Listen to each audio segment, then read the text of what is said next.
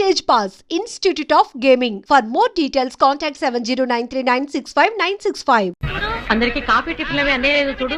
అదేమిట్రా కళ్యాణ మండపం ఇంకా రెడీ కాలేదు? ఇటీ తీసుకోండి.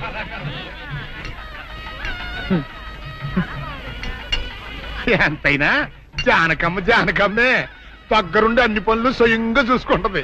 మరి నన్ను ఏం చేయమంటారు చెప్పండి? నాదేమో ఆర్థికులని కొంపైపోయింది. మన ఇంట్లో పనులు మనం చేసుకుంటే తప్పే ఉందండి. ఏంటో ఆ సీనుబాబు గుళ్ళో గొడవ చేయకుండా ఉంటే ఈ ముహూర్తానికి మా పిల్ల పెళ్లి కూడా ఉండేది. ఈ ముహూర్తానికి ఎందుకులేండి, మాది అసలే దొరల వంశం. పొట్లకేం కాదు. అమ్మా సుందరి, ఏంటమ్మా ఏమైంది? ఏమోనండి, ఉన్నట్టుండి కళ్ళు తిరిగి పడిపోయింది. సుందరి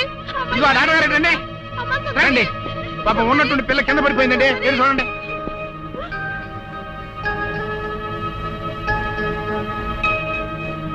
మీరేం కంగారు పడాల్సిన అవసరం లేదమ్మా. అమ్మాయి నెల తప్పింది. నెల తప్పడం ఏమిటండి? మీరేదో పొరపాటు పడి ఉంటారు. సరిగా చూడండి. పొరపాటు ఏం లేదమ్మా, అమ్మాయి గర్భవతి, 3వ నెల. అదెట్టా కుదురుతుంది డాక్టర్ గారు? ఆ సీనుగాడు పాప ఈ పిల్లని బలత్కారం చేసి 4 రోజులు కూడా కాలేదు, అప్పుడే 3వ నెల అట్ట వస్తే? అది డాక్టర్ గారు అడగాల్సిన ప్రశ్న కాదండి, అమ్మాయిని అడగాల్సిన ప్రశ్న. ఏమే సుకుమారి, ఏంటిదంతా? నాకేం తెలీదు. తెలీదు. మీరెవరు నాకు కందులు పెట్టినంటే నేను మీకు రహస్యం చెప్తా. సుందరి కడుపులో ఉన్న బిడ్డకు తండ్రి నేనే. ఏంటా నువ్వు చెప్పేది? ఆపండి, ఇదంతా అబద్ధం. వీళ్ళు చెప్పేదంతా పచ్చి అబద్ధం. నాకెవరితోనూ సంబంధం లేదు. నేను కన్న పిల్లనే. ఊరుకోవే. ఆ వేరేతో మనోడు నిన్ను బలాత్కారం చేసిన తర్వాత కూడా నువ్వు కన్నెపిల్లవు ఎలా అవుతావు? వీళ్ళంతా చెబుతున్నది నిజమే అయితే నువ్వు ఆడపిల్లవే గాని కన్నె పిల్లవెలా అవుతావు? కాదు, నేను కన్న పిల్లనే. నన్ను సీనుబాబు పాడు చేయలేదు. ఏంటి? సీనుబాబు నిన్ను పాడు చేయలేదా? మరి అతనే నిన్ను బలాత్కారం చేశారని అసలు పంచాయతీలో ఎందుకు అబద్ధం చెప్పావు? సీనుబాబుని నేను ప్రేమించాను, కానీ సీనుబాబు సౌందర్యని ప్రేమిస్తున్నాడు. సీనుబాబు నాకు కాకుండా పోయాడు అనుకున్న బాధతో నేను చచ్చిపోబోతే, సీనుబాబు నీకు దక్కాలంటే నేను చెప్పినట్టు నాటకం ఆడమంది మా అక్క. అంతేగాని నేను చెడిపోయిన దాన్ని కాదు. సీనుబాబు నన్ను పాడు చేయలేదు. అసలు నేనే తప్పు చేయలేదు. అబద్ధం, దాని మాట లేదు, నమ్మకండి. కళ్ళు తిరిగి పడిపోవడంతో ఏదేదో మాట్లాడుతుంది. కప్పనోరు దాని అమాయకురాలు చేసి నువ్వు ఇంత నాటకం ఆడతావా? ఆ వీరయ్య ద్వారా మనవుడు తప్పు చేశాడంటే నేను నమ్ముతాననుకున్నావుటే. నువ్వు ఆడిన నాటకం నలుగురికి తెలియడం కోసమే నేను ఇలా నమ్మినట్టు నటించాను. ఏమిటే కూసావు? నీది దొరల వంశమా? ఏది మళ్ళీ ఇంకోసారి కూతకోయి నీ పళ్ళు రాలు కొడతాను. జాగ్రత్త. వాసిని అమ్మ కడుపు మారా. నువ్వు చెప్పిన మాటలన్నీ నిజమని నమ్మి బంగారు లాంటి కుర్రోణ్ణి అనరాని మాటలన్నీ అన్నాను కదంటే, మచ్చలేని నా పంచాయతీ ప్రెసిడెంట్ పోస్ట్ లో తప్పుడు తీర్మానం చేశాను కదంటే, అయితే ఇప్పుడు అందరి ముందు సరైన తీర్మానం చెబుతున్నాను. ఏరై ద్వారా మనవడు నిర్దోషి అని తేలిపోయింది కాబట్టి ఈ సప్పిడి సుకుమారి చెల్లెల్ని ఆ బాబు పెళ్లి చేసుకోవాల్సిన అవసరం లేదు. అంతేకాదు, ఈ సప్పిడి సుకుమారి తను చేసిన తప్పుకి ఈ గ్రామ పంచాయతీకి 10,000 రూపాయల జరిమానా కట్టాల్సిందే. అమ్మ జానకమ్మ, నీ మూలంగా నేను చేసిన తప్పు దిద్దుకునే అవకాశం కలిగిందమ్మా. నీ మేలు మర్చిపోలేను. సుందరి,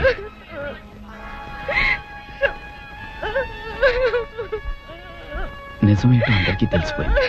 ఇంకా ఎందుకు బాధపడతావు? ఊరుకో.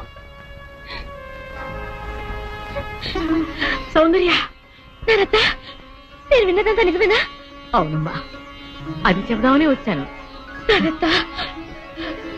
పిచ్చి తల్లి, సీను నా కళ్ళ ముందు పుట్టి పెరిగిన బిడ్డమ్మా.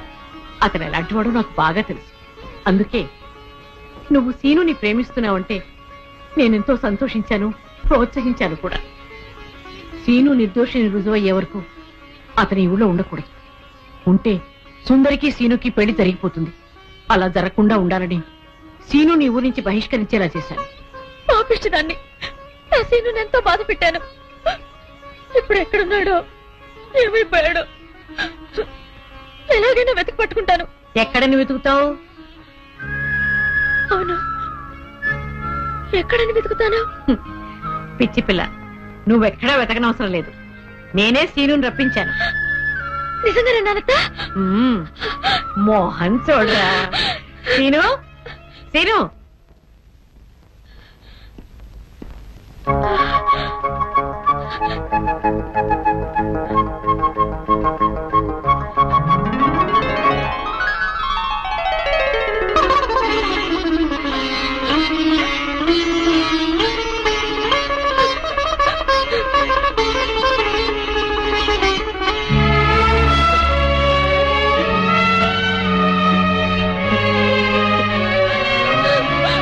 సుందర్య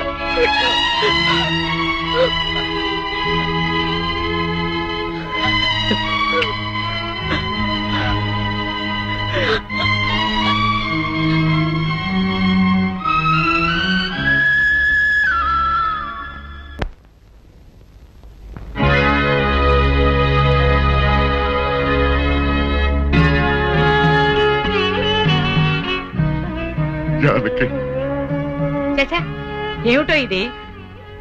ఊరంతా వెలివేసిన నా మనవణ్ణి నువ్వు ఒక్కదానివి వెనకేసుకొచ్చావు తెలియక నేను నానా మాట్లాడినాను, నన్ను క్షమించు అంటావు అంతే కదా? నిన్నిప్పుడేమిటి 40 సంవత్సరాల క్రితమే క్షమించాను అయ్ వీరుడు. ఆ రోజు నేను పంచాయతీలో అలా ఎందుకు మాట్లాడానో చెప్పాలని నీ తోటకొచ్చాను. నువ్వు నా మొహం కూడా చూడకుండా వెళ్ళిపోయావు. సరేలే, ఇప్పుడు అవని ఎందుకని పెద్దిరాజుతో చెప్పి ముందు ఆ పెళ్లి ఆపాలి. అదే ముహూర్తానికి శ్రీను సౌందర్యాల పెళ్లి జరిపించాలి. పెద్దిరాజు ఆ పెళ్ళాపడానికి ఒప్పుకుంటాడంటావా? పెద్దిరాజు చాలా పెద్ద మనసు కలవాడు. మనం వెళ్లి శ్రీను సౌందర్యాల ప్రేమ గురించి చెప్తే తప్పకుండా ఒప్పుకుంటాడు. పద వెళ్దాం పద.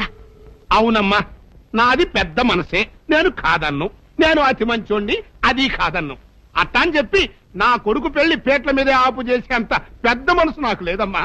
ఇంకా పెద్ద మనిషి అనిపించుకోవటం కోసం నా కొడుకు బతుకు బజారు పాలు చేసేంత చిన్న మనిషిని కూడా కాదు. ఇంకా మీరు వెళ్ళండి. అది కాదు పెద్దిరాజు, నా మనవరాలు వీరయ్యదుల మనవుడు ప్రేమించుకున్నారు. మరి ఆయన మనవాడిని ప్రేమించిన పిల్ల అయితే నా కొడుకుని పెళ్లి చేసుకోవడానికి అట్ట ఒప్పుకుందండి. అందరితో పాటు నా మనవరాలు కూడా శ్రీను అపార్థం చేసుకుంది.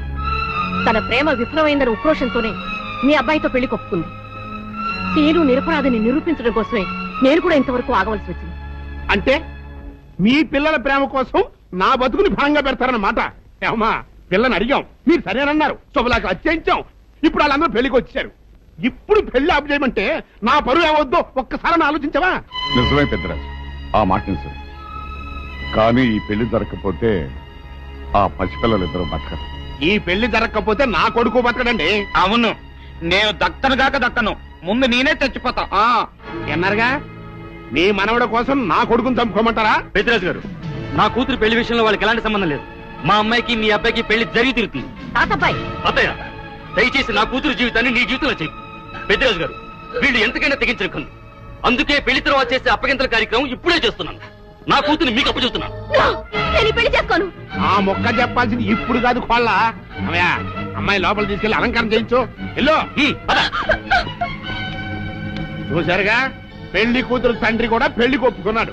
మంచి మనసుంటే ఉండి 2 అత్యంతలు వేసేయాలండి, లేకపోతే దయచేయండి.